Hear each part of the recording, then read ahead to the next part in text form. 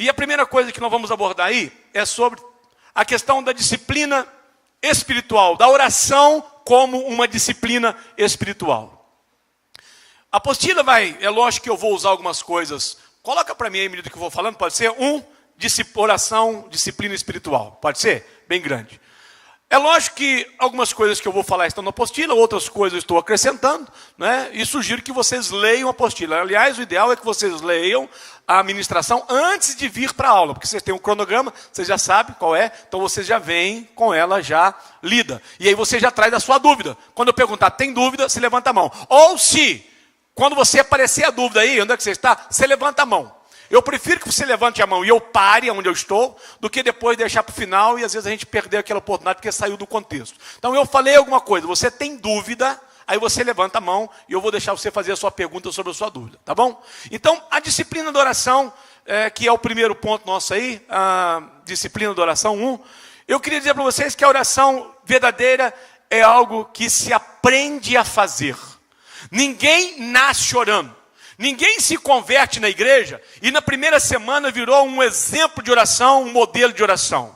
Oração é um aprendizado. É por isso que os discípulos chegam lá diante de Jesus e dizem, Senhor, João Batista ensinou os seus discípulos a orar. Então o Senhor também poderia nos ensinar a orar. E aí Jesus então passa aquele modelo da oração do Pai Nosso, não é isso? E aí a gente vai aprender, segundo aquele modelo, a seguir uma espinha dorsal em relação ao que é a oração. Os discípulos precisam aprender sobre oração. E com quem que eles vão aprender sobre oração? Com quem sabe sobre oração. Com quem ora. Quem é que pode ensinar alguém a andar de bicicleta? Quem sabe andar de bicicleta. Aí você vai pegar alguém, não, mas esse cara aqui formou em Oxford em como andar em bicicleta. Ele só não anda. Vai dar certo? Não vai. Porque para você ensinar alguém a fazer alguma coisa, você tem que saber fazer aquilo com excelência. Por que talvez nós não estamos conseguindo produzir gente voltado para um ambiente, discípulos voltados para a oração? Sabe por quê? Porque não tem sido ensinado. Não tem sido praticado na igreja um estilo de oração. Eu às vezes venho para cá, faço muito trabalho de oração aqui com a igreja. Aliás, tenho esse hábito de orar com a igreja. Não é? Estou preparando agora uma grande campanha para esse mês de outubro ainda, na oração matinal, que está me fazendo um pouco de falta. Vamos fazer aqui uma semana, das 6 às 7 da manhã. E uma das coisas que eu observo é que eu tenho o hábito de separar 30 minutos de joelho antes de qualquer coisa. E eu vejo que tem pessoas que não aguentam ficar 5 minutos. Tem gente que não dá conta de ficar, é porque eles não aprenderam. Não foi ensinado para eles. E a minha grande preocupação é que quando nós não ensinamos os nossos discípulos o caminho da oração, eles vão começar, na realidade, também a não ter uma vida de oração. Então, a oração é disciplina. Oração é a disciplina espiritual mais importante na vida do crente. Porque a oração é o que abre o coração do crente para a revelação de Deus. Eu tenho uma percepção da palavra de Deus quando eu a leio antes da oração e uma outra percepção quando eu a leio depois da oração. Porque a oração prepara o ambiente para a semente cair na terra. A oração é como se fosse aquele momento de preparar a terra, de arar a terra, de deixar a terra toda removida para a semente ser julgada nela. Quando eu vou para a palavra sem ter tido um tempo de oração, é como se eu julgasse a semente em cima de uma terra que não foi preparada. Pode ser que ela nasça? Pode ser. Mas qual é a possibilidade dela não nascer? Muitas. Porque a palavra, Bíblia, ela é uma revelação de Deus. A letra que está ali, em nada edifica o homem. Eu disse isso na igreja do Palmeiras um dia que estive lá. Disse para eles, Bíblia resolve o problema? Tem que ter, então a Bíblia resolve? Bom, se a Bíblia resolver, vamos vender todo o nosso patrimônio, vamos comprar tudo enquanto é Bíblia e vamos botar a Bíblia em todas as casas. Você sabe qual que é a conclusão que eu tenho na minha vida? Se você chegar na casa de um satanista hoje, dentro da casa dele tem uma Bíblia. E o satanista dá uma lida nela para poder fazer uma confrontação com a gente. A questão não é ler a Bíblia. A questão não é ter a Bíblia. A questão é ter a revelação espiritual para lê-la e ela produzir um resultado em nossa vida. É por isso que muitas vezes nós a lemos, mas os nossos olhos continuam fechados. É como se nós jogássemos uma semente em cima de uma terra que não foi preparada. A oração é a preparação da terra. Não devemos transformar a oração, irmãos, em um fardo, porque para muitos ela é um fardo. Principalmente numa geração, nessa nossa sociedade, que é uma sociedade extremamente estressada, que gosta das coisas rapidamente, que come uma comida de fast food que se faz em alguns segundos, em alguns minutos. E a oração, ela trabalha com o tirar essa desespero, essa correria, né? Você tem gente, pastor, mas ficar 30 minutos de joelho é uma eternidade. Sabe por que é uma eternidade? Porque você já está ligado numa vida de fazer as coisas tudo corrido. E Deus não gosta de coisas corridas. Deus trabalha sem tempo. Deus não tem tempo. E Deus leva aquilo dentro de um certo limiar de uma vida tranquila. Porque Deus deseja para nós uma vida tranquila. Nós não conseguimos orar 30 minutos porque nós estamos com um coração totalmente voltado para as coisas do mundo. E naquela correria nós não temos o tempo. Então você não pode ter a visão de que a oração é um transtorno na sua vida, que deve ser entendida como um fardo. Não, a oração é o preparar do seu coração para aquilo que a palavra de Deus vai falar. A oração é um dos fundamentos da vida cristã, pois sem oração não há crescimento espiritual. Digo para vocês o seguinte: crente que não ora não tem crescimento espiritual. Crente que não tem uma vida de oração não tem revelação da palavra. Crente que não tem uma vida de oração não consegue vencer as adversidades. A quantidade de texto bíblico que nos orienta sobre a questão da oração é enorme. Você vai ler lá em Tiago, o que ele diz lá? Está alguém entre vós triste? Faz o quê? Está alguém entre vocês feliz? Cante louvor. Está alguém triste? Vocês compreendem que essa questão de estar triste, alguns dos meninos, por gentileza, desliga para mim a energia da galeria, só para nós não pagar a conta mais alta. Algum de vocês consegue entender que esta questão de estar alguém entre vós aflito, que aflito é uma perturbação de espírito? Nós já aprendemos aqui que esses sentimentos estão no espírito, vocês lembram disso? Estão na alma, não é isso? Aí, ó, tá vendo? Por isso que a gente fala, se você pega um negócio lá, depois lá, o pastor falou que era espírito. Né? Alma, não é? Vocês já entenderam que a depressão está na alma? Já entenderam isso? E aquele aflito de Tiago pode ser depressão? Pode ou não pode? Mas vocês já observaram que uma pessoa que tem depressão, ela não consegue orar? Está entendendo? Porque Satanás amarra para que ela não ache a porta de saída. Aprende de forma que ela não consegue encontrar a porta de saída. Então a oração é o que vai trazer o nosso crescimento espiritual. Serão as outras, certamente é a oração que nos leva a um ambiente de crescimento, de percepção. Irmãos, deixa eu dizer uma coisa para vocês. A gente não consegue ver que nós estamos crescendo. A gente não consegue enxergar que estamos crescendo. Quem é que vê que a gente cresceu? Aquelas pessoas que passam um bom tempo sem ver a gente. Nossa, seu filho cresceu. Nossa, tal, tanto tempo. Por quê? Porque um crescimento não é algo que eu percebo. São as pessoas que precisam perceber na gente. Isso no mundo espiritual também é desta forma. O meu crescimento espiritual não é algo que eu avalio. São as pessoas que vão vendo o meu desenvolvimento e dizer, olha, fulano tem amadurecido espiritualmente. Fulano tem crescido espiritualmente. As palavras que fulano ministra têm sido mais interessantes de se ouvir. Os louvores que fulano ministra estão melhores. O que é isso? Uma evidência clara de um crescimento espiritual que é visível aos olhos das pessoas. E isso se vem através de uma disciplina espiritual da vida de oração. Como para o crescimento físico nós cooperamos, como é que nós cooperamos para o nosso crescimento físico? Nos alimentando, dormindo, a criança cresce enquanto dorme, não é? Praticando exercícios. Alguns que começam a ficar em dificuldade de desenvolvimento, os pais o colocam numa natação, em algo para poder desenvolver o seu crescimento. Então há uma forma de nós cooperarmos com o nosso crescimento físico. Concorda com isso? Há ou não há? Boa alimentação, bom sono, exercício físico. No mundo espiritual não é diferente.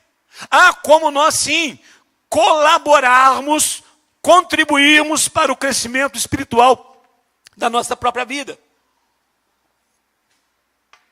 Como eu disse para vocês, eu vou repetir sempre. Eu tenho muita dificuldade com aquela oração, né? Pedido de oração. Eu quero que orem pela minha vida espiritual. Meu irmão, não existe esse tipo de oração. Esse é o tipo de oração que você não vai encontrar na Bíblia. Existe oração para cura, existe oração para abrir uma porta, existe uma oração para expulsar um demônio, existe uma oração para poder ressuscitar o morto, mas oração para crescimento espiritual não existe. Porque crescimento espiritual é fruto de uma disciplina. Não é fruto de uma oração. Não é eu colocar a mão na sua cabeça que vai fazer de você um cara espiritual. E eu vejo que essa ideia entrou na nossa igreja, entrou no movimento neopentecostal, e isso chegou até nós, e isso é altamente danoso. Porque as pessoas começam a entender que se alguém que é mais espiritual do que ela colocar a mão sobre a cabeça dela, ela vai se tornar um super espiritual. E ela vai começar a andar atrás dos outros para que os outros olhem para ela, para que ela seja espiritual. Enquanto que a espiritualidade do homem é um processo que ele contribui com Deus para o seu desenvolvimento. Como você contribui para o seu crescimento físico. E como é que é isso? Por uma vida de oração, de disciplina espiritual, de palavra. E sempre entendendo que não é possível para nós em termos a palavra sem um ambiente de oração. Não é possível para nós termos as escrituras sem um ambiente de oração. Se nós formos fazer reportar a igreja, todo o histórico da igreja, e até mesmo no Antigo Testamento, você vai encontrar que todos os grandes homens eram homens de oração. Inclusive o próprio Senhor Jesus, que não fazia nada sem um longo tempo de oração. Então a oração é o que contribui de uma forma efusiva para o nosso crescimento, para o avanço do nosso desenvolvimento. Assim então, essa disciplina precisa ser perseguida por todos nós, apesar de para alguns isso ser muito difícil. A oração é uma fonte de poder para vivermos uma vida vitoriosa em todas as áreas. Irmãos, eu consigo discernir os crentes que eu pastoreio pelo nível de oração deles quando chegam os problemas na vida deles. Quem tem uma vida de oração tem uma estrutura para enfrentar problemas. Quem não tem estrutura nenhuma. E aí quando chega um problema que às vezes até não é lá muito grande, aquela pessoa se desmonta. Porque ela não tem uma boa base de oração. Ela não está firmada na oração. E como ela não está firmada na oração, ela não consegue de forma nenhuma ter vitória na sua vida pessoal. Então eu diria para vocês o seguinte: se você quer ter vitória, você tem que, como diz lá, cantar e orar, não é isso? Cante e ore. Você precisa orar. Alguém que não conseguiu desenvolver a disciplina da oração terá muita dificuldade de passar pelos problemas triviais da vida. Poucas coisas são tão difíceis, diga comigo assim, até escreva aí meu filho para mim, pode colocar aí, poucas coisas são tão difíceis quanto orar. É mentira? Poucas coisas são tão difíceis quanto orar. Sabe o que é mais difícil do que orar? Tem ideia? Continuar orando. A disciplina da oração é uma das coisas mais difíceis de ser vivida. E continuar a viver uma vida de oração é uma das coisas mais difíceis. Eu não estou dizendo para vocês que orar, que eu sento aqui e ajoelho. Deixa eu dizer uma coisa para vocês. Eu gosto muito de orar em casa, depois que tudo já se sossegou. E muitas vezes, irmãos, eu cochilo e durmo e eu acordo. Dormi ajoelhado. Mas se eu estivesse na cama, eu estaria acesão, acordadão. Porque tudo coopera. Tem gente, pastor, eu começo a orar, me bate um sono. Mas é isso mesmo, meu cara. Pode saber disso, que isso é natural. Entendeu? Então, o que eu digo em relação a essa questão? Ore numa hora contrária ao seu sono. Qual horário que você tem mais sono? É de manhã? Então, ore à noite. Qual horário que você tem mais sono? É à noite? Então, ore de manhã. Ah, pastor, mas eu tenho sono à noite de manhã. Então, ore no meio do dia. Ah, pastor, mas eu tenho que tirar uma pestana também na hora do almoço. Aí a Bíblia diz que você é preguiçoso. Tá certo? Aí o seu caso não é de oração. O seu caso é de um outro problema, segundo o livro de Provérbios. Tá? Que você gosta demais da cama. Né? E aí é outra história. Então, poucas coisas são tão difíceis quanto orar. E poucas coisas são ainda menos, né, são tão difíceis como continuar orando. Sem sombra de dúvida, o nosso grande desafio. Nossa vida de oração, irmãos, é na realidade um sinônimo do nosso dependômetro de Deus. A nossa dependência de Deus é conhecida pelo nível de oração. Uma pessoa que não ora, ela não tem dependência de Deus. Ela entende que ela pode resolver os seus problemas de outra forma. Aí ela tem um filho, o filho apareceu com uma febre. Ela prefere pegar umas gotas de Novalgina, de pirona e tal, a botar a mão na cabeça da criança e orar por ela. Aí começou a ficar um pouco pior, ela prefere, na realidade, orar para pegar aquela criança e correr com ela para um posto de saúde do que orar por ela.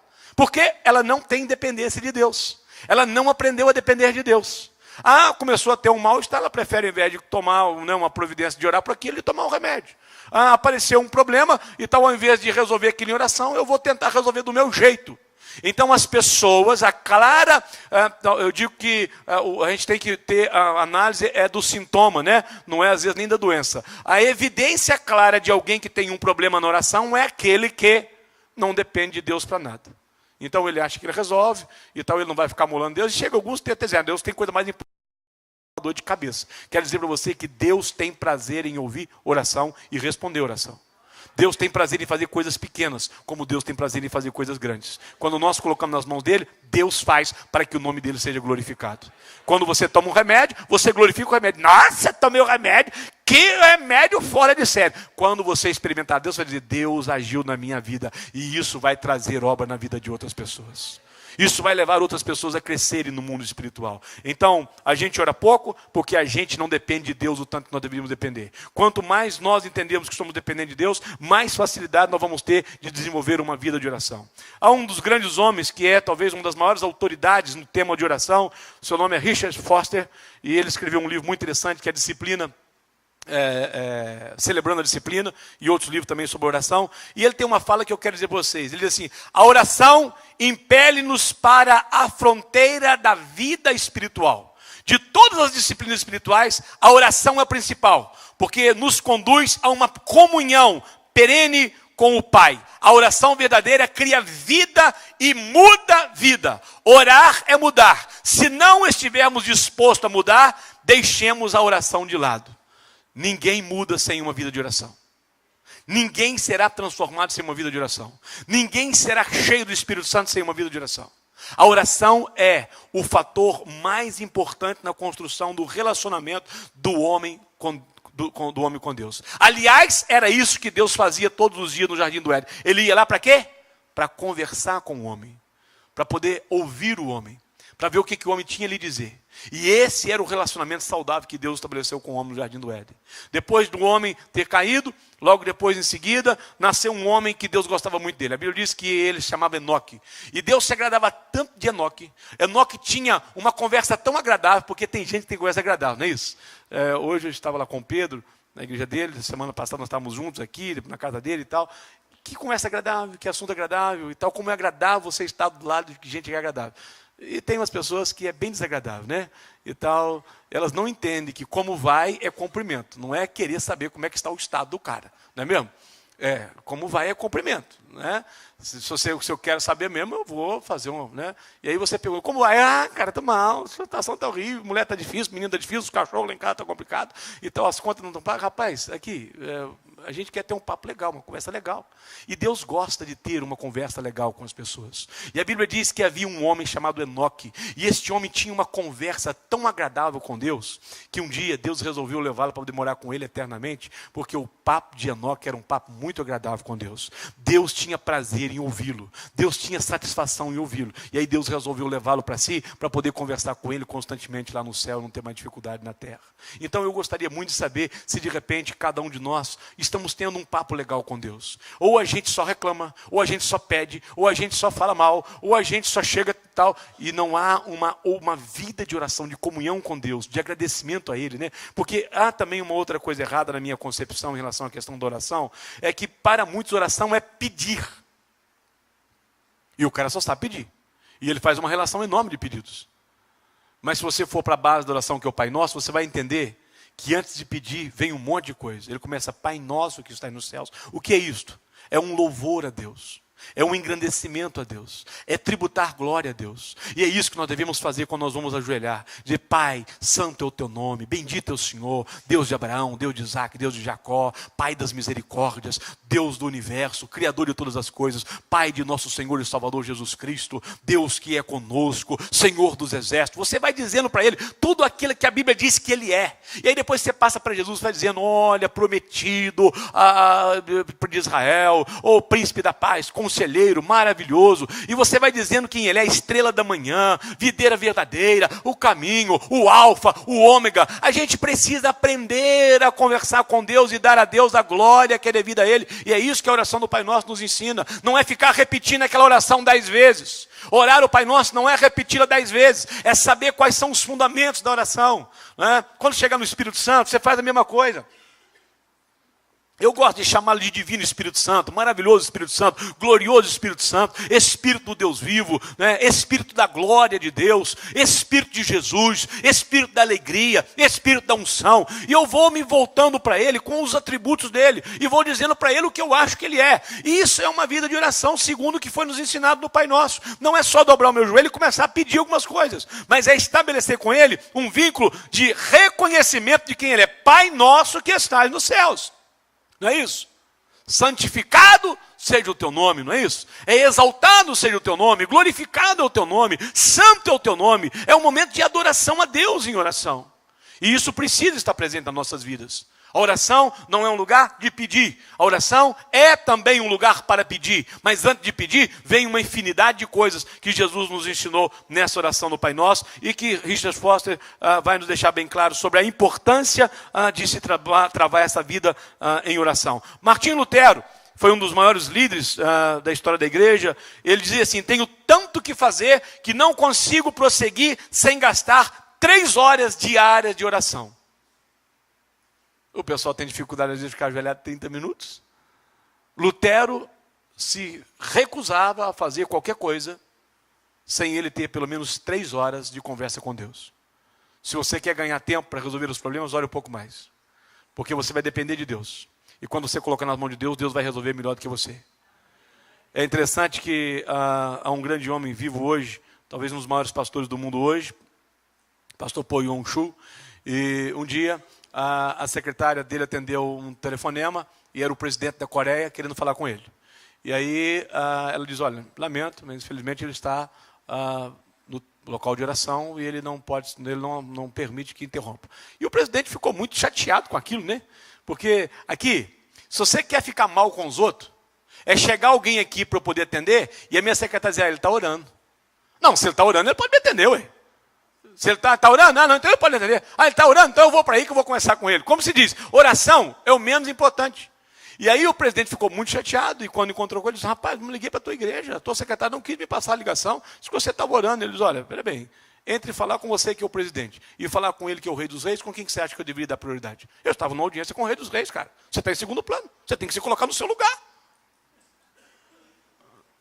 Quem coloca Deus em primeiro lugar, certamente vai entender que no mundo da oração, você não pode ter negociação com os outros. De tempo, né? De colocar outras coisas no tempo, no lugar do tempo de Deus. Segundo Wesley, Deus não faz, diga comigo assim, Deus não faz nada que não seja em resposta à oração. Esta era a visão de Wesley. Deus não faz nada que não seja resposta de oração. E eu tenho dito para a minha igreja aqui, na minha convicção, ninguém se salva sem uma oração precedente. Se você está hoje na igreja, se você procurar na sua memória, você vai encontrar alguém da sua família que orou pela sua salvação.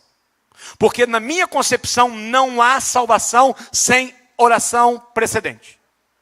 Deus faz tudo em resposta à oração. E se você orar para alguém, como alguém orou por você, daqui um dia essa pessoa vai estar aos pés do Senhor Jesus, porque Deus ama esse tipo de oração.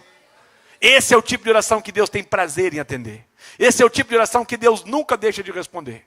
Então Wesley tinha essa visão muito clara. Foster termina o seu trabalho dizendo-nos também que não devemos esperar a vontade de orar antes de orar. Porque não vai chegar a vontade de orar, a não ser que seja um desespero, a necessidade, a giripoca está piando, não tem outra coisa, principalmente quando os médicos dizem assim, agora é só Deus. Aí o cara vira e tal, o rei da oração no pedaço. Você pode marcar a oração de 3 da manhã que ele vai estar lá, porque agora é só Deus. Né? A oração não pode ser algo que vai ser feito num momento de dependência ou de vontade.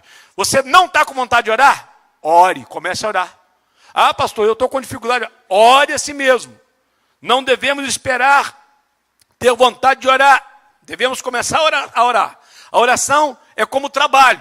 Pode ser que não tenhamos vontade de fazê-lo, mas não deixamos de fazê-lo só pela ausência da vontade. Nós não temos esta alternativa de não orar.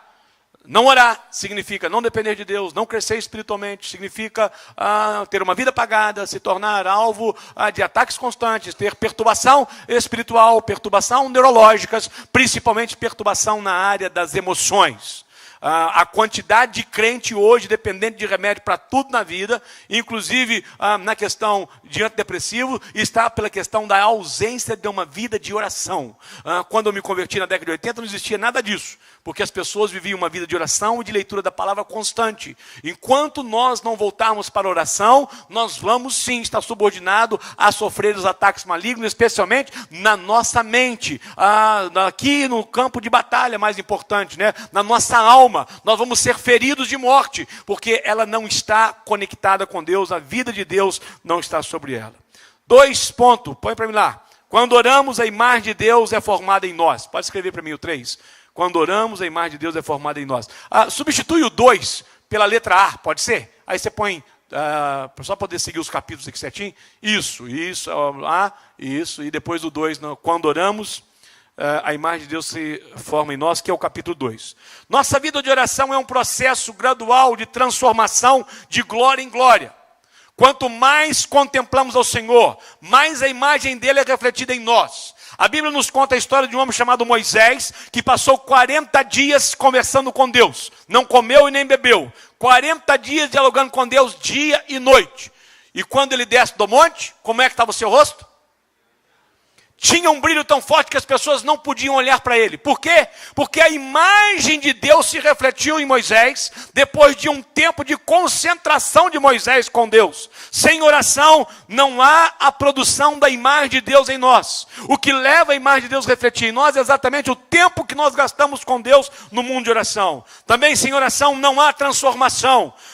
O nosso espírito foi criado para conter Deus, mas a nossa alma foi criada para refletir Deus. E se nós queremos que a nossa alma reflita Deus, nós precisamos procurar criar a imagem de Deus em nós. E biblicamente falando, a imagem de Deus se cria no homem através de um ambiente de oração, como foi o caso de Moisés.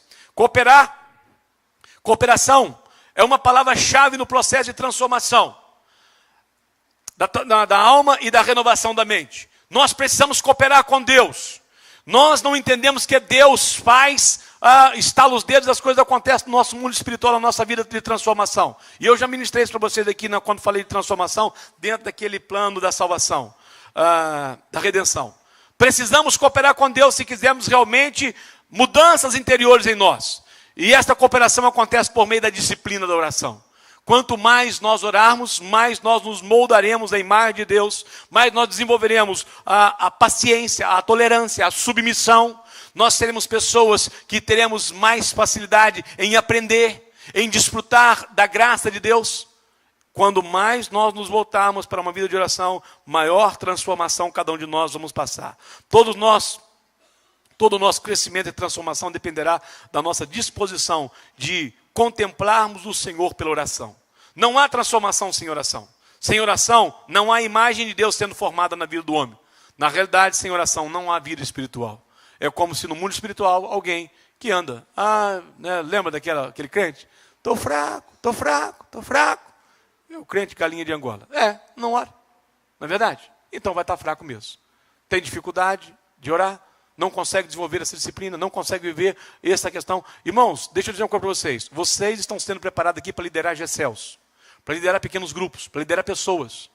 Se vocês não conseguirem, se nós não conseguirmos ter uma visão clara de que nós precisamos depender e viver em oração, nós não vamos conseguir passar isso para os nossos liderados. Nós não vamos conseguir fazer discípulos nessa situação. Então o nosso grande desafio é: quanto tempo você gasta em oração? Como é que é a sua vida em oração? Pastor, eu ando 40 minutos dentro do ônibus. Por que você não aproveita esses 40 minutos, ao invés de ficar no maldito do Facebook, ao invés de ficar na realidade naquele foninho ouvindo tudo que não presta, por que você não aproveita isso para poder orar?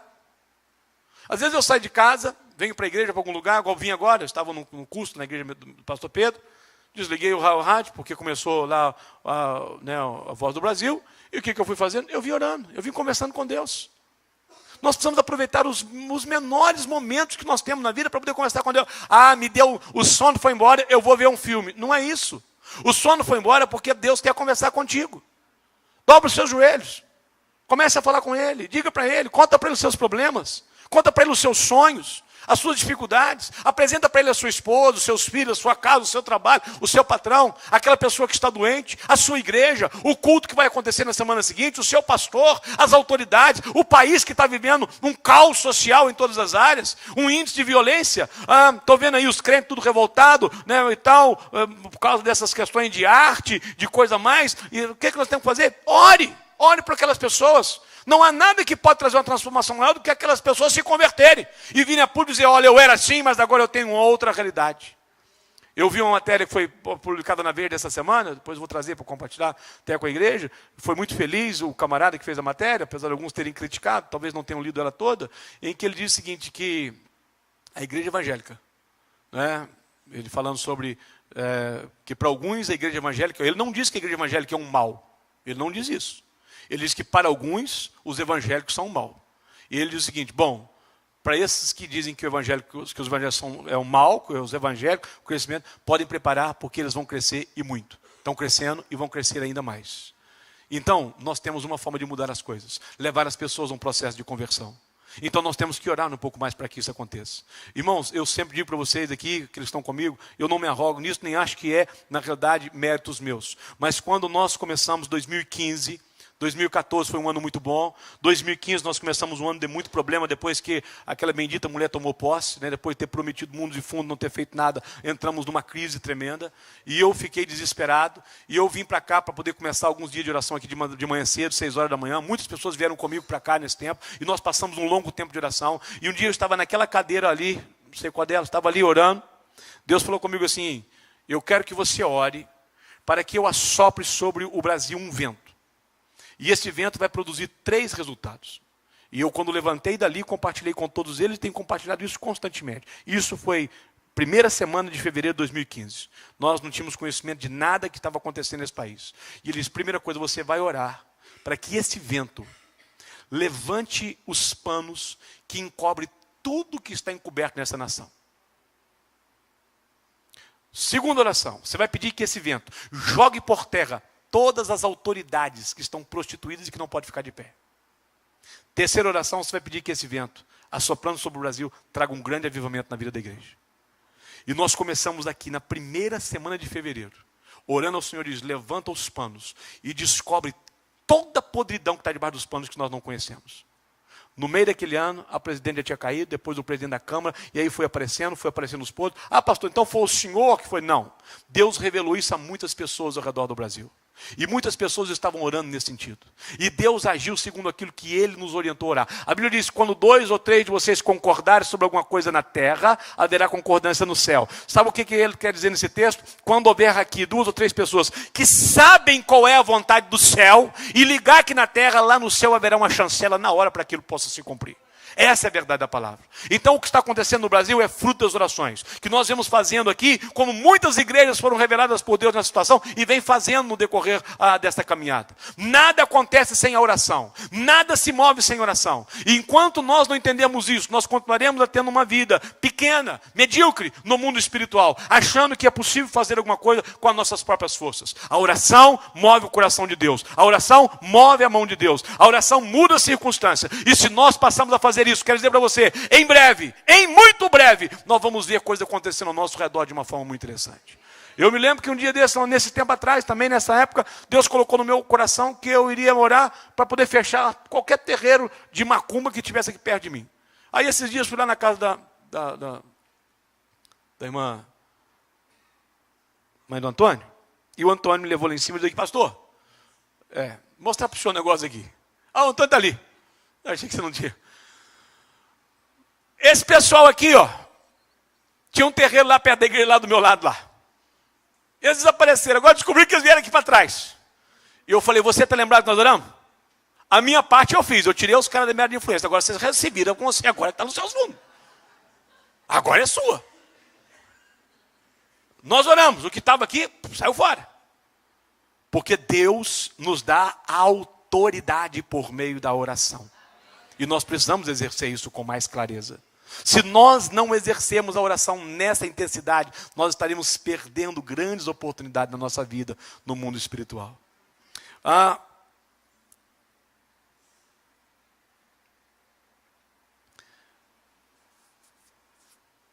Alguém aqui conhece, já viu na televisão, aqueles caras que imitam, né, os seus ídolos, não é isso?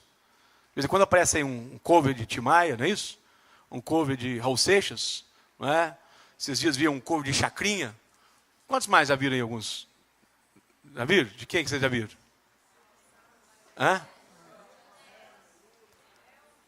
Aqui, Elvis. Diga para mim assim, nós nos tornamos a imagem daquilo que nós adoramos. Por que aqueles caras se vestem? Por que eles se penteiam? Por que eles arrumam o cabelo? Porque eles querem se tornar a imagem daquilo que eles adoram. Nós precisamos nos tornar a imagem daquilo que nós adoramos. E se nós ainda não somos a imagem de Deus, é porque nós não estamos fazendo uma adoração a Deus como deveríamos fazer. Se nós ainda trazemos dentro de nós marcas mundanas, se nós trazemos dentro de nós ainda coisas terrenas, é porque nós ainda não somos a imagem dele como deveria ser. E a oração é o caminho que nos levará a ter essa imagem. Porque nós somos a imagem daquilo que nós adoramos.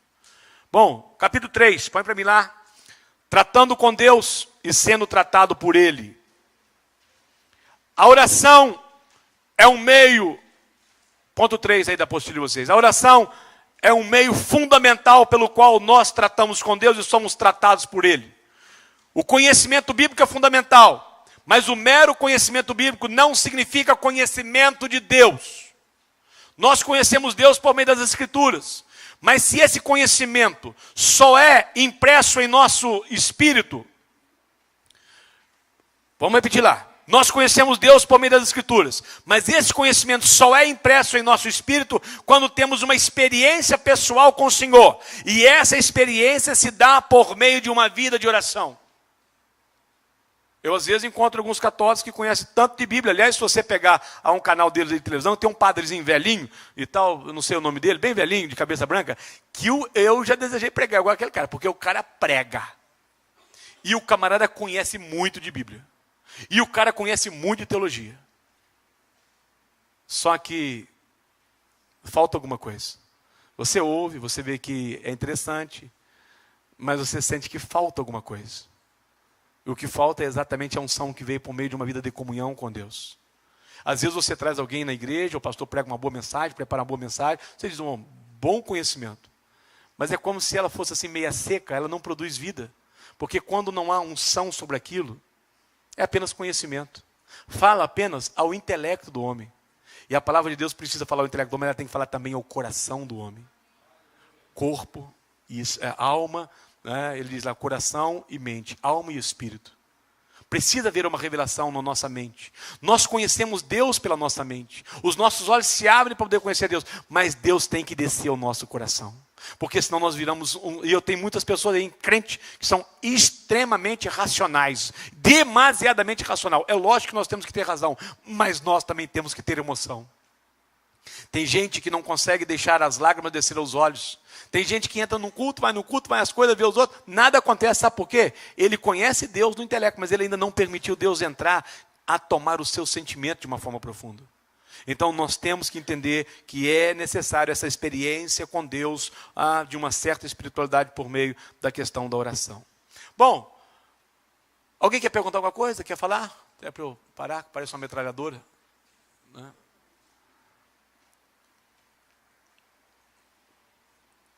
Dúvida, pergunta? Entenderam a importância da oração antes da palavra? Está claro para vocês isso?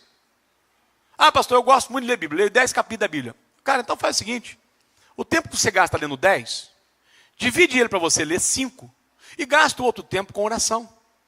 E quando você for ler, você diga para o Senhor, agora eu vou abrir a tua palavra. Essa maravilhosa palavra, essa abençoada palavra que o Senhor deixou para me alimentar. E eu quero que ela fale, não só ao meu intelecto, mas que ela fale no meu homem interior. E que eu me sinta profundamente tocado por esta palavra. Que eu me sinta levado a conhecer as entranhas do Senhor nesta palavra que vai ser revelada ao meu coração. E aí quando você abrir a Bíblia, você vai ver que as palavras vão começar a fluir de uma forma diferente. Vocês já observaram que algumas vezes vocês estão assentados aí, o pregador vem aqui e dá uma palavra e prega, né, na sua igreja, não tá? E você vê que algo tão simples, que você até na realidade já sabia, mas parece que aquilo foi descortinado. Isso é revelação. Revelação, irmão, não é algo novo. Revelação não é trazer coisa que não existe. Revelação é tirar o véu de uma coisinha que você até já sabia, mas que você vê que agora você compreende no seu coração. Isso é revelação. E às vezes você vê alguém trazendo uma palavra revelada nisso, né, que tira aquele véu. Por que ela conseguiu tirar o véu? Porque ela conseguiu entrar no mundo com Deus e Deus revelou para ela uma palavra que muitos já tinham lido e nunca tinham enxergado aquela situação. Por que ela conseguiu isso? Porque ela desenvolveu uma intimidade com Deus. Ela andou com Deus nessa situação. Pode perguntar, Paulino.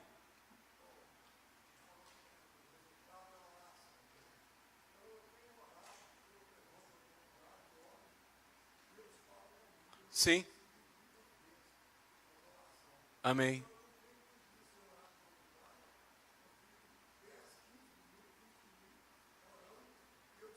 Amém. Verdade. Sim. Veja bem, tem gente que tem muita facilidade, por exemplo, de orar de madrugada. Ore. Despertou. Dobre os seus joelhos, produza lá no seu quarto, lá um local para isso, bota uma cadeira e tal. Às vezes a gente que é casado, não dá muito de fazer isso, você pode às vezes acordar o companheiro, vai para outro quarto, vai para outro lugar, dobra os seus joelhos. Às vezes, irmãos, é 10 minutinhos, é 5 minutos.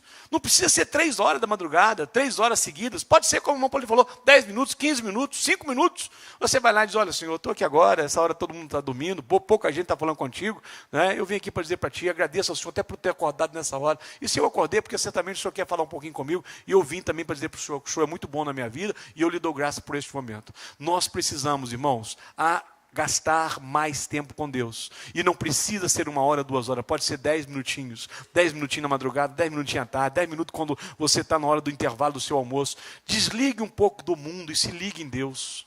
Deixa eu dizer uma coisa para vocês, entenda que essas redes sociais, se não forem entendidas por um homem, como sendo algo para a sua vida, isso é uma desgraça na vida da pessoa. Há já uma prova clara de dependência de redes sociais. Dependência clara dos meios sociais. E isso tem um único objetivo, tirar o tempo vago que você tem para você não se relacionar com Deus.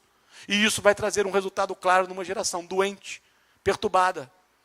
Então, faça isso, acompanhe os seus filhos, leve a sua casa, tenha um tempo de desligar as coisas, porque ela é muito importante na questão da sua vida. Vamos lá, nós vamos pular para o ponto 6, porque eu quero resolver hoje sobre os problemas da oração, e eu quero ficar na próxima aula só sobre as bênçãos da oração, só a colheita da oração, entendeu? Hoje eu quero me deter um pouco mais nesse desafio da oração e nos problemas, obstáculos à oração. Vamos lá, Juninho, põe para mim ponto 6, obstáculos à oração.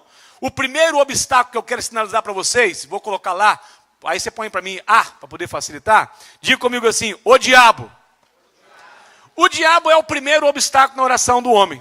Ele não pode impedir Deus de ouvir a oração do homem, mas ele pode impedir o homem de orar. Como é que ele faz isso? Arrumando coisa para o homem fazer. Às vezes até no mundo espiritual. Irmãos, às vezes na igreja é tanta reunião.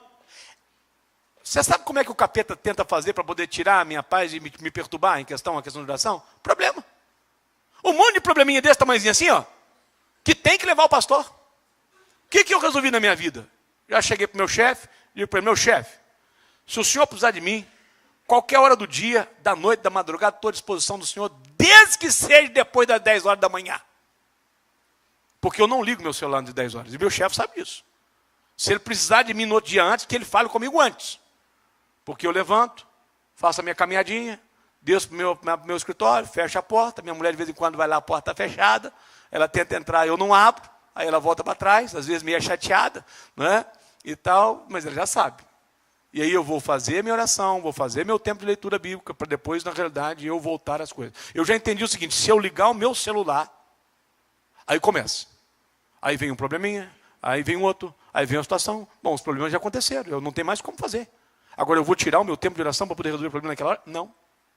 Então, pastor, mandei uma mensagem para você às 6 horas da manhã. Maravilha, pode mandar 5, 3, 4. Depois das 10, quando eu abrir, eu vou ver se dá para te responder. Se você tiver condição de esperar, bem. Se não tiver, amém. Não é isso?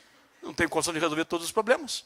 Então, a gente precisa entender uma coisa. O diabo não tem poder de fechar os ouvidos de Deus para não ouvir a nossa oração. Mas o diabo tem o poder de nos levar a não orar. De nos impedir a orar.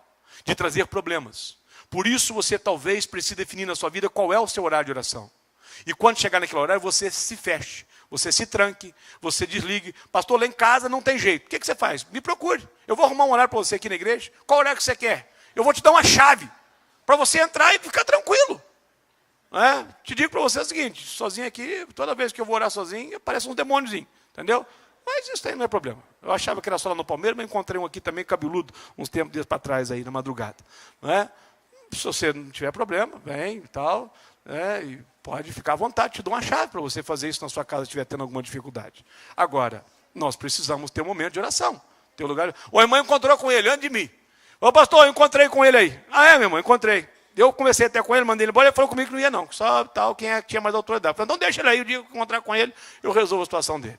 E aí um dia, eu me perdi em casa lá, de sono. Foi embora o sono, e comecei a ter uma preocupação, uma ansiedade, 3 horas da manhã e tal, levantei. Aí pensei comigo, vou caçar um monte, porque é só oração no monte. Aí saí de casa e fui para o Monte da Bebê. Chovendo, porque as garoinhas, cheguei lá, não tinha ninguém no Monte da Bebê. E eu estava com o carro zerinho, um Honda Civic, 0 quilômetro. Quando eu fui descer do carro, eu senti o Espírito falando comigo assim, você não acha que você pode ser meio irresponsável? Porque lá na Bebê, vocês verem, a rua fica encostada no monte. Você vai parar esse carrão aqui, essa hora, sozinho nesse monte. Se acontecer alguma coisa com você, o pessoal vai dizer que você foi um irresponsável, está aqui essa hora com um carro desse que chama atenção.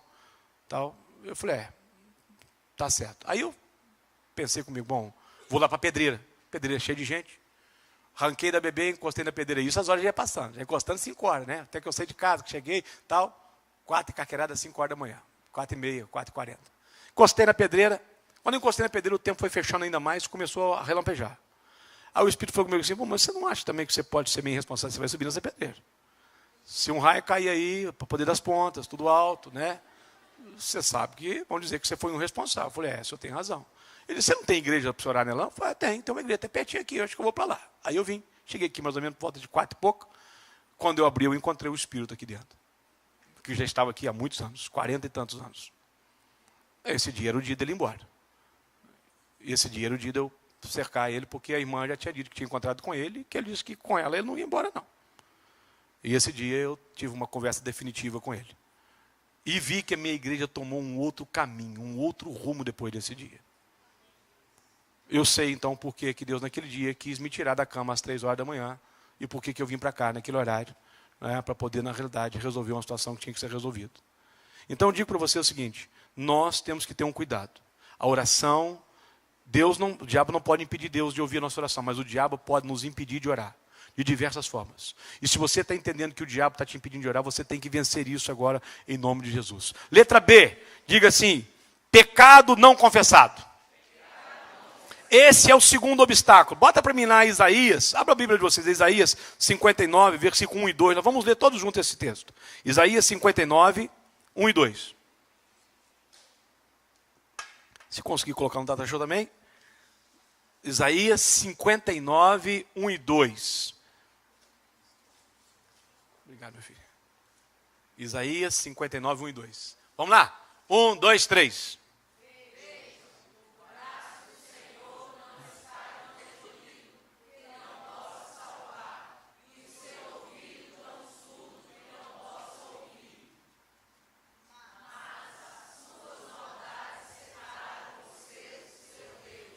Obrigado, meu filho.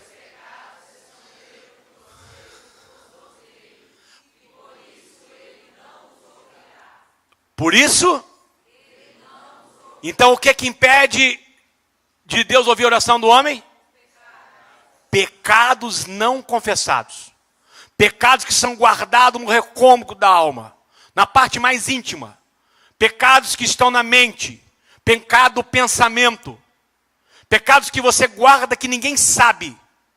Quem tem pecado de estimação, perde tempo de orar não, cara. Você está jogando tempo fora. Deus não vai ouvir a sua oração. Porque o pecado constrói uma barreira entre o homem e Deus. Se não for resolvido o problema do pecado, não adianta você querer passar para frente. Deus não é homem para se deixar enganar. Deus conhece inclusive a intenção do seu coração. Deus conhece os seus pensamentos. Se nós não nos desposarmos daquilo que é pecado, não adianta querermos ter uma intimidade com Deus. Porque como o texto que nós dissemos aí, as nossas iniquidades constroem uma barreira entre nós e o nosso Deus. E esconde o nosso rosto de Deus. O que aconteceu com Adão quando ele pecou? O que ele fez? Foi esconder de Deus quando ouviu a voz de Deus chegando no jardim. Porque o pecado nos leva a isso. Aqui, homens, cuidado com o negócio chamado pornografia. Pornografia é a maior desgraça na vida do homem. Pornografia é pior do que heroína. É pior do que a cocaína. Pornografia produz adrenalina. Pornografia, aqui, eu ia falar, vou mudar o tempo para poder não comentar. Quem é viciado em pornografia perde a potência sexual muito mais cedo do que os outros homens. Tá? Dá uma estudada sobre isso aí. O cara acha que aquilo está levando ele e tal, e ele está entrando num lugar que vai lhe trazer muitas dificuldades. Pornografia é pecado. Jesus chegou a dizer para os seus discípulos o seguinte: se alguém olhar para uma mulher e desejá-la no seu coração de uma forma impura, ele já cometeu adultério com ela. Morreu aí agora esses dias, né? O pai das Playboy, não é isso? Da revista. Se não tiver convertido, está queimando o quinto dos infernos na hora dessa, de cabeça para baixo. Porque foi o cara que trouxe uma promiscuidade, que legalizou a promiscuidade. E há uma quantidade de homens, irmãos, inclusive pastores. Eu participo de um congresso de pastores chamado CEPAL, é o maior congresso de pastores do Brasil, um dos maiores do mundo. A CEPAL fez uma pesquisa há mais ou menos 3 anos atrás entre os seus pastores. Deixa eu dizer uma coisa para você. Pastor que vai na CEPAL é pastor de igrejas grandes, não é pastor de igreja pequena não. Porque o negócio não é barato. Não é qualquer um que dá conta de ir. Então lá está, quando eu chego lá, eu encontro pastores que são bem maiores do que eu, de um nível muito mais elevado. Se fez uma pesquisa, e ela apresentou para nós um relatório. 40% dos pastores que estavam ali se declararam numa pesquisa que tinham problema com a pornografia. 40%, é quase a metade. Quase a metade. Aí eu comecei a pensar em como que na igreja deles esse pecado não existe na vida de todo mundo. Porque a Bíblia diz que aquilo que domina o homem, governa o seu corpo. Aquilo que domina o pastor, governa o seu povo. Um pastor que tem problema com pornografia, a igreja dele vai ter problema com pornografia. Um pastor que tem problema de infidelidade conjugal, a igreja dele vai ter problema nessa área. Um pastor que não é dizimista, seus membros vão ter problema nessa área. Porque nós reproduzimos nas pessoas aquilo que nós somos. Naquilo que nós falhamos, nós abrimos espaço para que o diabo possa agir na vida do povo que nós governamos. Então, não guarde pecados, não oculte pecados, não permita pecados não confessados, porque eles trazem uma grande maldição na vida dos homens. Abra para mim, Tiago, vamos ler, Tiago 5, 15 e 16, por gentileza.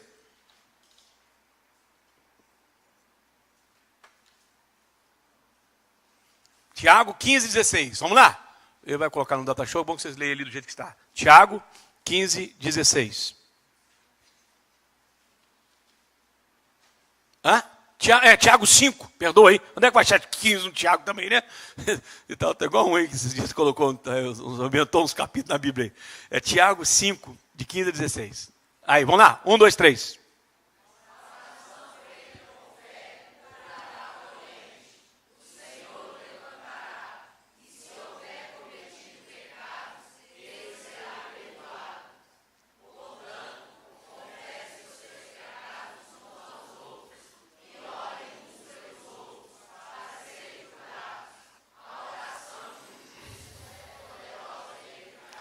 Vamos gastar um pouquinho do nosso tempo com esse texto bíblico.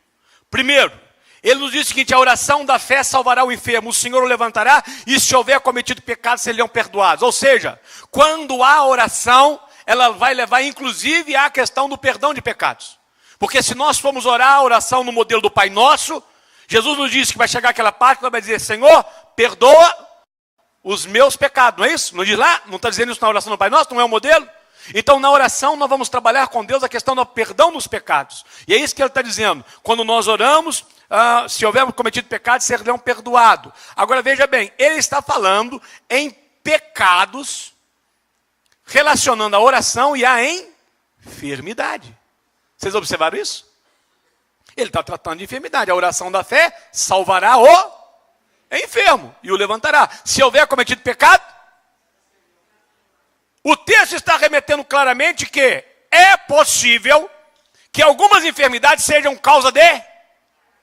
E isso era uma cultura clara no judaísmo. Tanto que os discípulos perguntam para Jesus: Senhor, quem pecou? Porque eles já entendiam que algumas enfermidades estavam claramente ligadas ao pecado. Quando nós vamos ler lá no texto da ceia, ele diz: examine-se, pois, o homem a si mesmo, antes de comer e beber. Porque muitos, por não examinarem, muitos por não fazerem isso, estão doentes, fracos, e alguns já dormem. E aí aquele texto ele é um pouco complicado, porque aquilo dormir a gente não entende se é que já está morto, e se é que já está morto, ele está dizendo da morte física ou morte espiritual. Mas há uma clara evidência para nós, que o pecado enferma o homem. Que uma boa... Aliás, é o seguinte, toda enfermidade é causa do pecado. Toda. Não existe enfermidade que não seja causa de pecado. Ainda que seja o pecado original. Está entendendo? Só existe enfermidade porque o homem pecou. Se o homem não tivesse pecado, não existiria enfermidade. Tanto é que quando nós voltarmos ao estado natural, não haverá mais enfermidade. Concorda comigo? Mas existem algumas enfermidades que são causa do pecado do homem. E aí é possível que você... Um dia eu fui num hospital, havia uma pessoa daqui que estava internada, eu vi isso, senti isso claramente, foi uma das primeiras vezes que senti isso. E eu fui fazer uma visita para esse meu obreiro daqui que estava internado. E havia uma pessoa do lado dele, um presbítero, inclusive. E eu perguntei, irmão, eu posso orar por você? Ele disse, pode, pastor, tal. E eu resolvi perguntar, irmão, não tem nenhum pecado que o irmão queira... Não, pastor, não tem não. Mas eu senti que havia, sim. Às vezes nós temos muita dificuldade de nos fazer aquela avaliação. É por isso que eu pedi vocês para escrever o defeito de vocês, para vocês colocarem aqui dentro, aqui, ó. Porque nós precisamos nos avaliar. Ele não conseguiu, mas o Espírito falava no meu coração claramente que havia um pecado. E que aquele pecado era a causa daquela doença. Irmãos, eu já acompanhei muitos casos de doenças que estão ligadas a um tipo de pecado. Essa é uma situação que nós precisamos ter cuidado com ela. Porque pode ser que às vezes nós estamos tratando de uma doença e o problema não seja a doença, seja o pecado. E é por isso que ele vai remeter nesse texto que nós lemos a questão da enfermidade, a oração e ao pecado. E aí ele vai tratar de um outro assunto muito interessante no final, quando ele diz, confessai os vossos pecados. Nós tentamos desconstruir a Igreja Católica nisso, quando ele diz, você conta seus pecados para o padre. Uma das poucas coisas boas que restou na Igreja Católica, originária da Igreja primitiva, é a questão de confessar pecados. Isso é bíblico. Nós precisamos falar dos nossos pecados para outras pessoas. Por que nós não falamos? Porque nós temos um senso de preservar a nossa imagem. Nós não queremos que ninguém nos veja melhor, pior do que nós somos. Nós queremos que todos nos vejam como bonzão. Eu vou falar dos meus pecados para os outros, vai falar para os outros. E daí, cara? Deus está sabendo do seu pecado, e pior do que Deus, o diabo sabe. E ele ri da tua cara toda hora. E ele te leva ao fracasso toda hora por causa daquele pecado.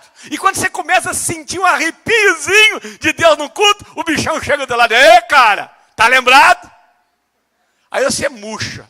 Igual a folha de couve, quando você coloca no sol lá e tal. Porque o diabo adora nos lembrar dos nossos pecados. Principalmente pecados que não foram confessados e que não foram, por consequente, arrependidos. Então nós precisamos entender que pecado é uma grande tragédia na vida do homem. E que pode enfermá-lo. E que pode, na realidade, trazer dificuldade em relação à questão do seu relacionamento com Deus. E que é uma barreira. Em que a oração do Pai Nosso nos levou a orar exatamente no sentido, Senhor, perdoa. Agora vem cá, não chega diante de Deus com aquela, Senhor, perdoa todos os meus pecados. Cara, dê nome aos caras. Dê nome aos bichos. Não chega com Deus nessa questão e tal, não, porque Deus te conhece na intimidade, diga para Ele. avarento, orgulhoso, soberbo, ingrato, maldoso, linguarudo, fofoqueiro, falso, insubmisso. Vai dando nome para os negócios. A gente não vai melhorar se nós não identificarmos nossos problemas. Trate com Deus os seus pontos fracos. E se você não está conseguindo resolver isso, procure ajuda. Confessai os vossos pecados uns aos outros. Irmãos, você sabe como é que John Wesley promoveu a maior reforma, o maior avivamento da história da humanidade? Os pequenos grupos.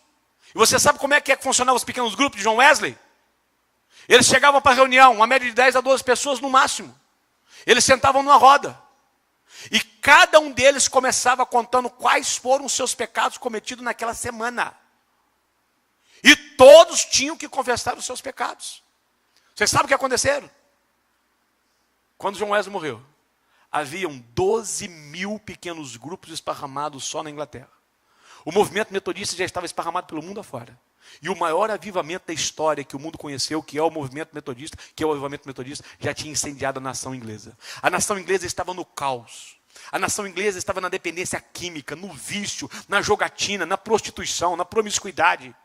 Quando John Wesley morreu, veio a falecer, aquela nação revigorou-se e se tornou a maior potência do mundo. E por anos, aliás, por séculos, foi uma das maiores nações como ainda é até hoje. Sabe onde é que aconteceu isso? Com um povo que entendeu o poder da confissão de pecados. De tratar os seus pecados com a seriedade que ele é. A Bíblia diz que o pecado é um câncer. E ele é. E se ele não for exposto, se ele não for colocado, ele vai degenerar todo o tecido. Ele vai contaminar tudo que nós temos. Então, se nós queremos ter um resultado prático na vida de oração, nós precisamos dar ao pecado o tratamento que ele precisa ter. Terceiro, põe lá para mim, incredulidade. Letra A, B, C, não é isso? C, incredulidade. Vamos continuar lendo a Bíblia? Tiago 1, 6 a 7, pode ser? Tiago 1, 6 a 7. Temos que ler a Bíblia, que é melhor a Bíblia falar do que eu falar. Vamos lá. Tiago 1, 6 a 7. Está lá? Aí depois você vai pegar para mim Mateus também, Mateus 13. Mas vamos ler Tiago 1, de 6 a 7. Isso, vamos lá, juntos. 1, 2, 3.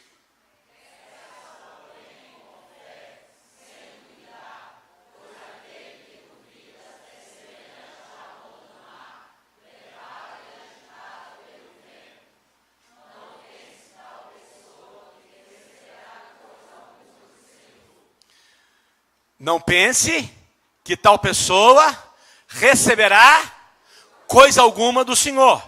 E ele está falando do quê? Da incredulidade. Peça, porém, com fé, em nada duvidando. Porque quem duvida é semelhante à onda do mar que é levada pelo vento, lançada de uma parte para o outro.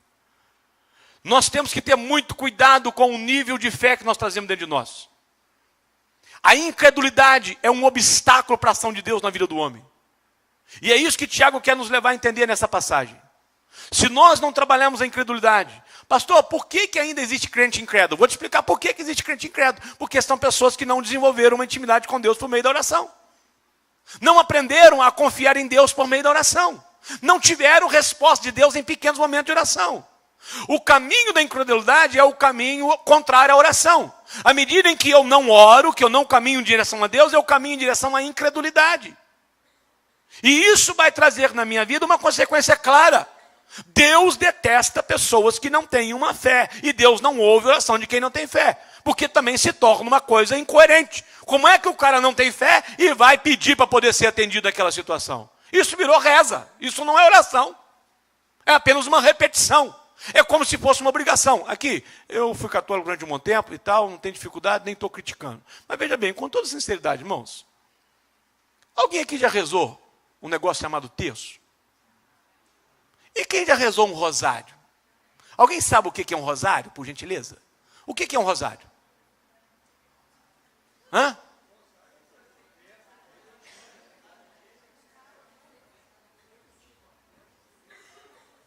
E o terço? Hã? Não, não é não. Pois é. Não é a questão de estar repetindo, não é essa a questão. Mas o pior é, às vezes, aquilo ser colocado como uma penitência. Ah, você pecou? Então você vai ter que rezar tantos Pai Nosso, tanto Ave Maria. O que parece isso? É uma penitência. É como se a oração fosse uma penitência. A oração não pode ser vista como isso. A oração é um meio de relacionar com Deus, não é forma de nós nos purgarmos de pecado. Não é castigo para nós. Quando eu digo que alguém tem que orar não sei quantas Ave Maria, quanto para poder perdoar por questão do pecado, eu estou dando para ele uma punição. Enquanto a oração é gratidão para com Deus, é relação com Deus, é intimidade com Deus. Mas quem está falando com Deus, com incredulidade no coração, é como se estivesse rezando. É uma obrigação, é uma pena. E isso não vai produzir resultado. Vamos lá em Mateus 13.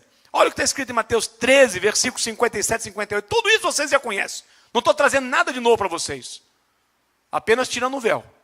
Mateus 13, 57 e 58. Vamos lá? 1, 2, 3.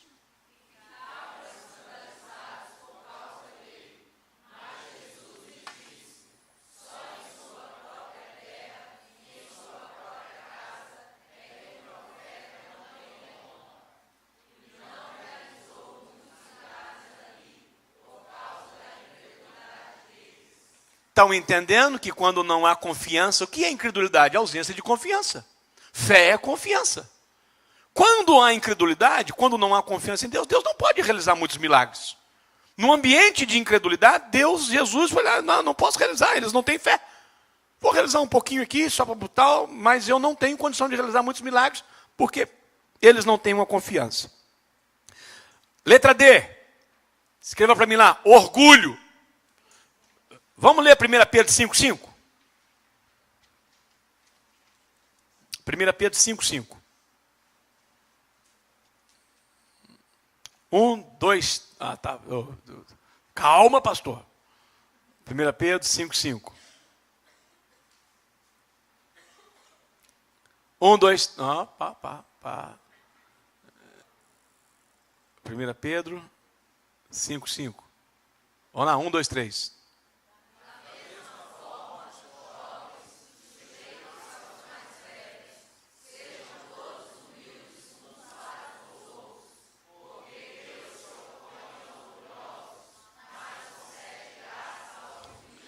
Veja bem, em lugar na vida, na Bíblia você vai encontrar que Deus se opõe ao adúltero, ao homicida, ao parricida, ao homossexual. Em lugar nenhum da Bíblia você vai encontrar um texto dizendo que Deus se opõe a um outro pecado, senão, única e exclusivamente, o texto que diz que Deus se opõe ao orgulhoso. Isso significa que Deus está contra aquele cara. O orgulho é um dos pecados mais graves na vida do homem. E a sociedade tem produzido pessoas orgulhosas.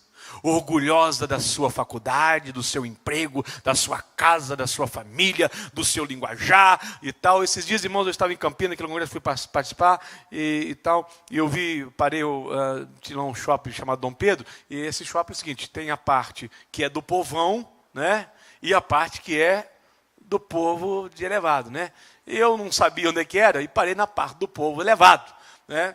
E aí, quando eu desci do meu carro, desci do lado de um senhor muito bem arrumado, num terno Armani, uma coisa e tal, um velho, tal, barrigudo, feio para mais de metro e tal, e duas mulheres do lado dele, conversando com ele, e ele se orgulhando do sobrenome dele, porque o sobrenome da minha família é um sobrenome que veio das tradições e tal. E eu fui ouvindo aquele negócio e fui, gente, vocês conseguem ter a percepção da coisa mais bestial do que um orgulho de um sobrenome? O que você faz com o sobrenome? E eu fui caminhando com aquele cara e fui vendo ele falando, né?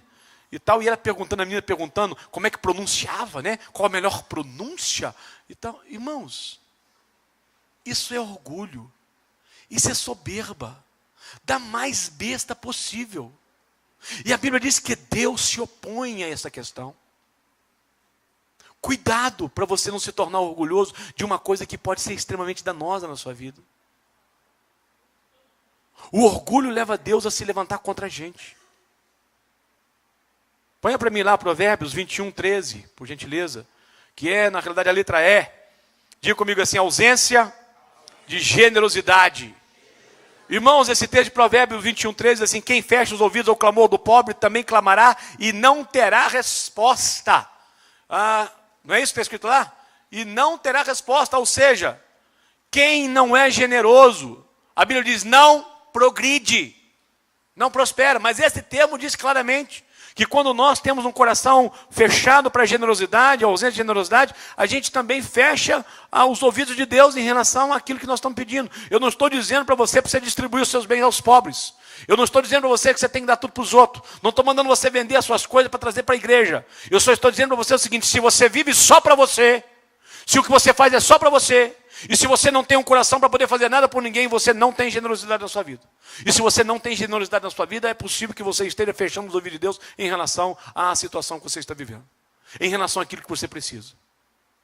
F, abra para mim todos vocês. 1 Pedro, pode colocar no data show. 1 Pedro 3, 7. Olha que coisa interessante esse texto, que todos vocês conhecem. Todos vocês já leram ele milhares de vezes. Diga comigo assim, relacionamento errado na família. Vamos ver lá que está escrito? 1 Pedro 3,7. 1, 2, 3.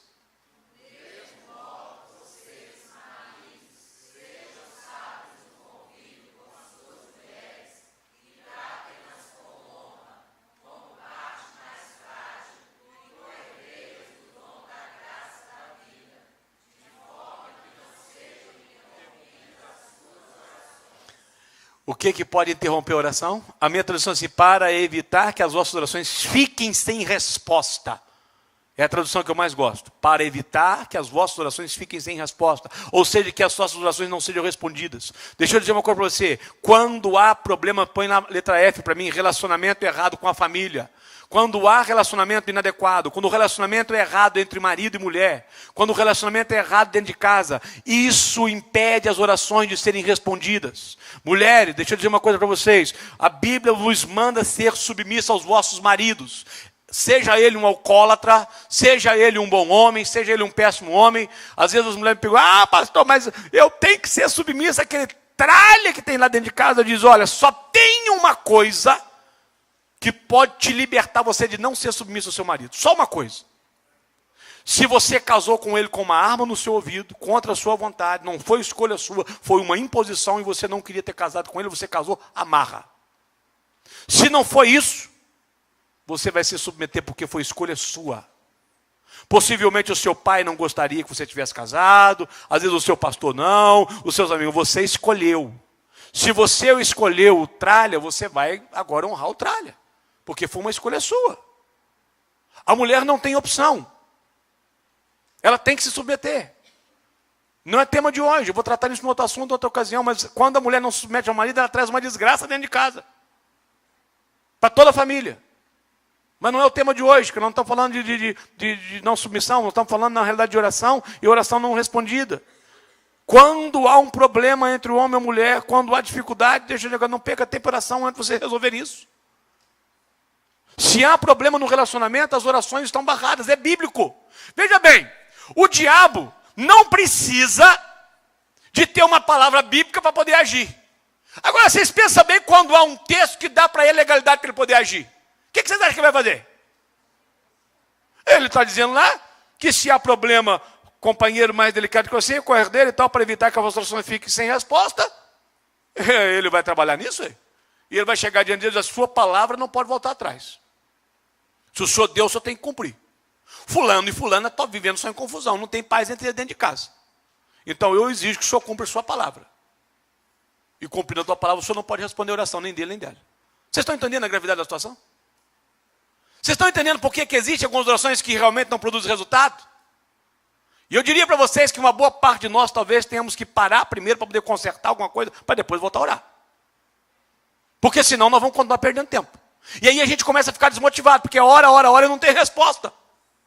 Porque uma oração feita num ambiente antibíblico, num ambiente que a Bíblia vai nos deixar claro que é problema, não vai ser respondida. Então, não adianta alguém estar pagando um preço de oração pela salvação da sua casa, então se dentro de casa há um conflito constante entre o marido e mulher. Isso precisa ser resolvido. Porque senão as orações não serão respondidas. Isso não é a minha fala, é a própria palavra. G, ausência de perdão. Vamos ler lá, rapidamente, Mateus 18. Ele vai colocar para nós lá Mateus 18, 32 a 35. Na oração do Pai Nosso, nós aprendemos isso. E esse é o grande problema da oração do Pai Nosso, viu? E um dia eu preguei aqui, e alguns disseram para mim, pastor, eu estou impossibilitado de orar ao Pai Nosso por um bom tempo. Eu falei, muito bom você saber disso. Porque o cara chega e diz assim, perdoa os meus pecados da mesma forma que eu perdoo aqueles que pecaram contra mim. Perdoa as minhas dívidas, assim como eu perdoo, no mesmo nível em que eu perdoo aqueles que me devem alguma coisa. Na língua católica, perdoe as minhas ofensas, como eu perdoo aqueles que me ofenderam. Vocês estão entendendo a gravidade dessa oração? Quando a gente não conseguiu perdoar, o que você está dizendo para Deus? Não me perdoe. E aí uma oração que poderia ser uma bênção se tornou uma tragédia. Vamos ler o texto? Mateus 18, 32, 35. 1, 2, 3.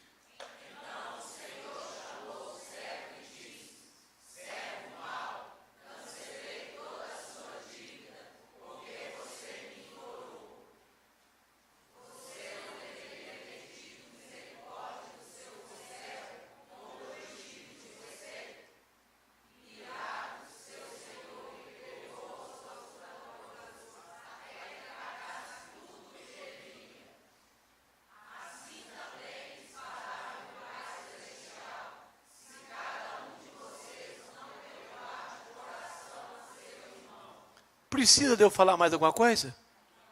Precisa eu gastar tempo com esse texto? Letra E. Oração feita num ambiente de discórdia, contenda e desunião. Põe lá para mim. Letra E. Oração feita num ambiente de discórdia, contenda e desunião. E põe para mim o texto de Marcos 3, 24. E esse eu quero que vocês leiam também. Diga comigo assim, oração feita num ambiente de discórdia, contenda e desunião, não pode ser ouvida por Deus. Bom, ela pode ser ouvida por Deus, mas não pode ser respondida por Deus. Então vamos lá, Marcos 3, 24. 1, 2, 3. Não, é isso. 1, 2, 3.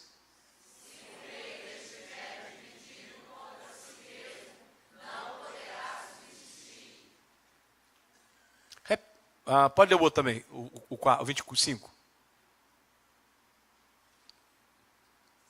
3, 25. Vamos lá.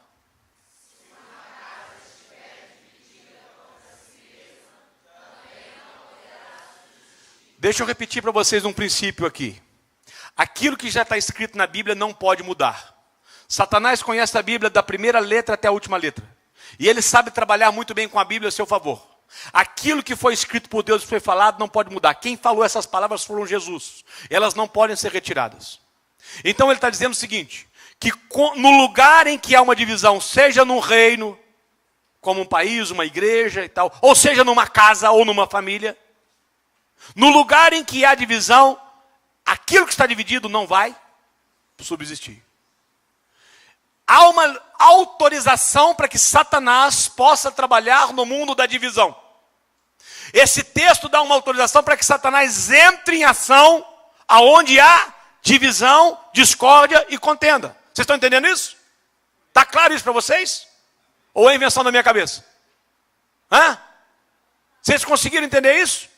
Um reino, se estiver dividido, não subsistirá. Se uma casa estiver dividida contra si mesma, tal casa não poderá subsistir. Não progredirá, não avançará. Ficará no problema, no prejuízo. Satanás sabe que uma igreja onde há divisão não romperá, nem espiritualmente, nem numericamente. Satanás sabe disso. Satanás sabe que se uma igreja estiver dividida, ela vai permanecer minguada. Irmãos, eu conheço igrejas que têm 70 anos, que têm 40 membros.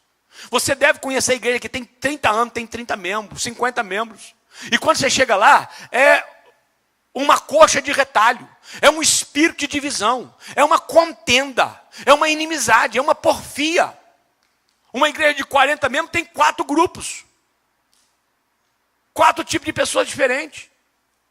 E eles não param para entender que quando há essa divisão dentro do reino, eles estão dizendo, nós não queremos subsistir. Nós não queremos progredir. Nós não queremos avançar. Nós queremos que as coisas fiquem estagnadas, porque nós estamos divididos.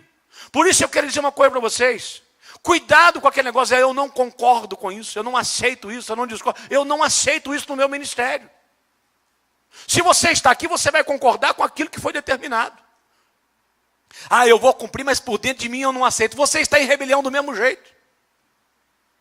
A unidade não é a unidade. Unidade é cada um por si. Nós tratamos de união. Unidade é um saco de batata, lotado de batata. Aquilo é uma unidade. As batatinhas estão tudo coladinhas uma na outra. E você consegue identificar uma da outra. União é o purê de batata. Ela se mistura a ponto que você não sabe mais qual é a batata.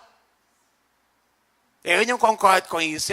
Você está promovendo divisão no reino. É isso aí? Tem muita coisa que eu não concordo. Se você estivesse no nível de discordar de alguma coisa, Deus teria colocado você como pastor daquela igreja. Deus teria te colocado como líder daquele lugar. Se você não está como cabeça, receba a ordem da cabeça. Você não está sendo chamado para dizer se você concorda ou não concorda. Você está sendo chamado para obedecer. Não há nada que tenha atrasado mais o reino de Deus do que essa questão. Ah, mas a minha convicção é carne. Ah, porque o Espírito falou comigo, é o espírito maligno.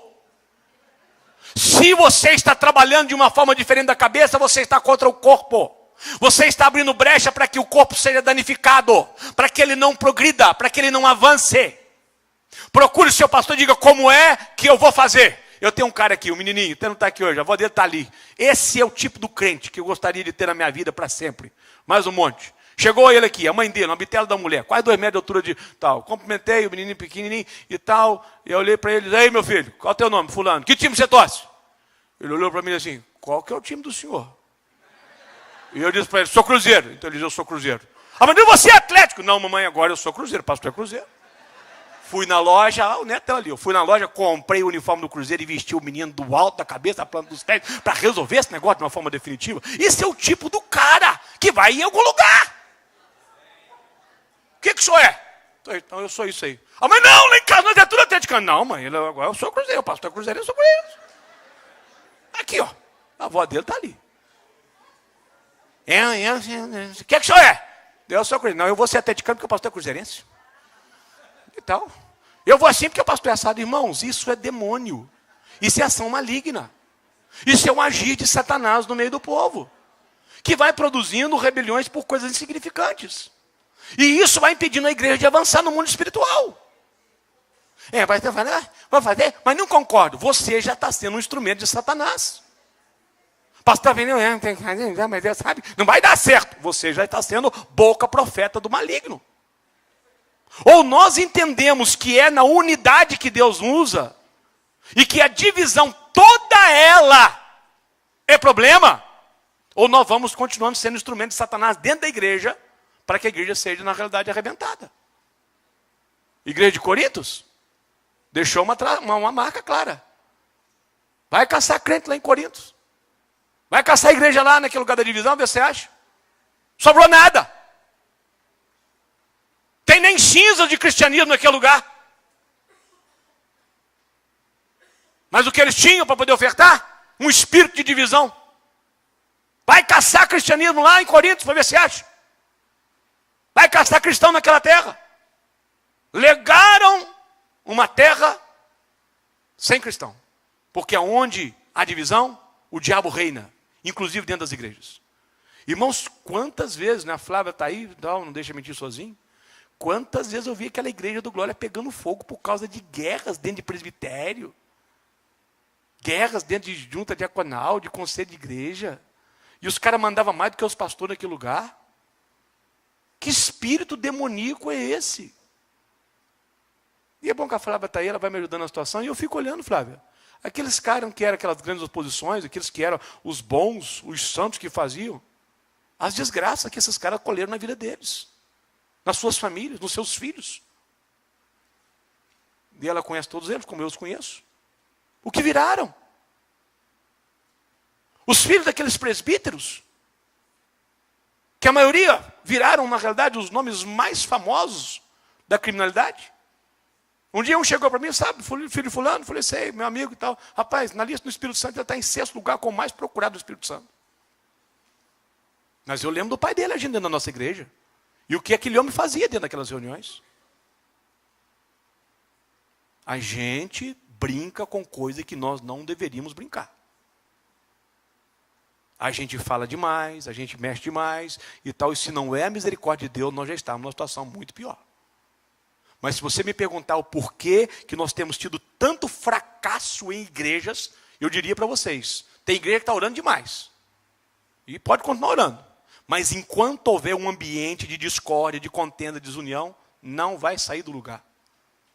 Porque um reino dividido não prospera, não progride. Se a casa não estiver unida, não sai do lugar. Não vence. Satanás sabe que oração feita num ambiente de divisão não será respondida e, consequentemente, não terá nenhum impacto no mundo espiritual. Ele sabe bem disso. Satanás sabe que o meio para impedir o resultado das orações é plantar a discórdia e a desunião, tanto dentro da casa quanto dentro da igreja. Num ambiente de discórdia, contenda e desunião, as orações não têm poder, não respondem, não são respondidas. Não há onde um ambiente de divisão possa haver uma oração sendo respondida. Onde há divisão, nem oração funciona. Ou nós resolvemos aquele problema primeiro. Veja bem, Jesus disse isso muito claramente. O cara veio trazer a oferta dele diante do altar. Para o judeu, uma das coisas mais importantes que o homem podia fazer é trazer alguma coisa para dar para Deus. Era a coisa mais importante que o judeu fazia. E Jesus disse para ele, essa é o ritual mais importante que você tem para poder fazer. Não é, é. Era o ritual mais importante. O que Jesus disse para ele? Tem alguma coisa contra o irmão? O que você vai fazer? Não consagra a sua oferta. Você vai jogar ela fora. Vai lá, conserta com ele primeiro. Não é isso? Você já leu isso na Bíblia alguma vez? Algum de vocês estão aqui? Conserta e depois você vem entregar a sua oferta. Irmãos, nós precisamos aprender a tratar os problemas como ele deve ser tratado. A gente não fala mal do irmão. A gente não conversa com outro irmão falando mal do irmão. Aquele irmão me trouxe alguma dificuldade, eu vou até ele, vou sentar com ele, vou confrontar o problema. É essa a forma bíblica de resolver os problemas. E dizer para ele, fulano, isso é assim, não está bem, não está legal, nós tivemos uma dificuldade, o que você tem a dizer e tal, e eu quero resolver contigo essa situação. Mas nós não gostamos de fazer isso. Nós preferimos falar mal. Nós não queremos confrontar o outro, porque parece nos ser desgastante nessa história. Mas daí a gente fala mal do irmão, e aí nós promovemos a desunião do povo. Isso é problema. Se nós não resolvemos isso, irmãos, Deus não vai nos confiar uma unção de multiplicação. Deus não quer uma família grande dividida. É melhor ter uma família pequena dividida do que uma família grande dividida. Sem consertarmos essa questão da comunhão, da unidade, isso certamente vai impedir que as nossas orações sejam respondidas. O diabo vai usar essa brecha. Eu quero finalizar para vocês falando então sobre o poder disponível na oração realizada no ambiente de união e de comunhão. Abra sua Bíblia comigo. Todos que tiverem trazido Bíblia agora, vamos ler na sua Bíblia. Pode ser? Pode colocar lá também se ele quiser, mas na sua Bíblia. Eu quero que você leia comigo aí. Abra aí Mateus 18, 19 e 20. Põe para mim na letra F lá, bem grande. O poder disponível na oração realizada no ambiente de união e comunhão. Olha o que nós vamos descobrir nessa noite de uma forma muito interessante. Mateus 18, 19 e 20, eu vou ler para vocês. E afirmo a vocês que isso também é verdade. Todas as vezes que 2 de vocês que estão na terra pedirem a mesma coisa em oração, isto será feito pelo meu Pai que está nos céus. O que é isso?